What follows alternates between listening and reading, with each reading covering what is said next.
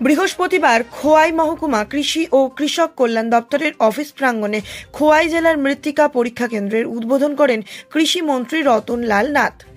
27 লক্ষ টাকা ব্যয়ে এই মৃত্তিকা পরীক্ষা কেন্দ্রটি নির্মাণ করা হয়েছে।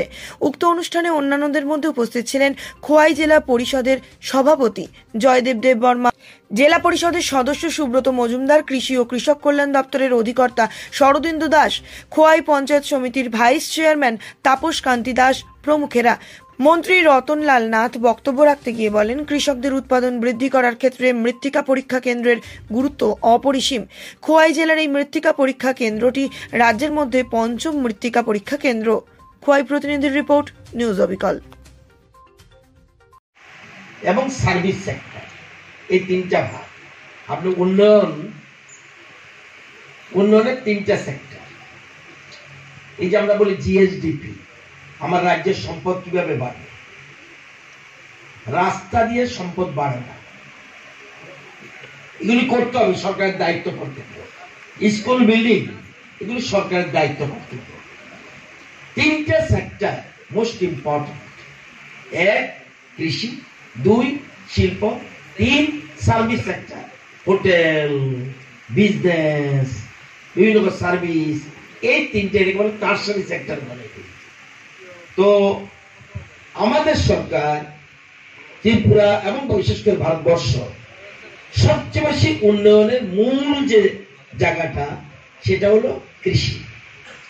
কৃষি হলো উন্নতির মূল ভিত্তি, এটা বলতে পারে। শুধু উন্নয়নের মূল ভিত্তি বললে হবে না।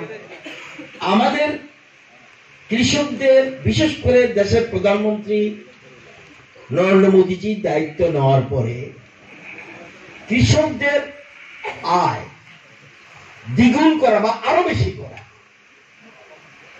এটার দিকে বিশেষ গুরুত্ব দেয়।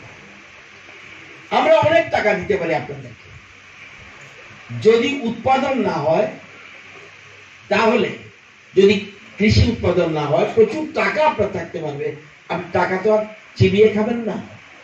তাহলে টাকা থাকলেও আপনাকে অন্যের যোগান দিতে হবে বা অন্যান্য খাদ্যশস্যের যোগান দিতে হবে।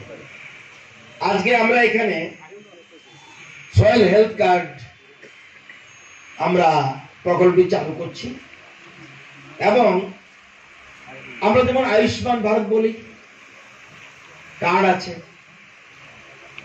জমি কি চাষ করবেন তার রোগটা যদি আমি না জানি, তাহলে কিভাবে চাষ হবে? আপনারা জানেন, জমিতে nitrogen, phosphate, potash, sulphur, zinc, iron, copper, manganese, boron, মাটির অম্লত্ব, তড়িৎ পরিবাহিতা, অর্গানিক কার্বন কি পরিমাণ আছে একজন কৃষক জানার কথা।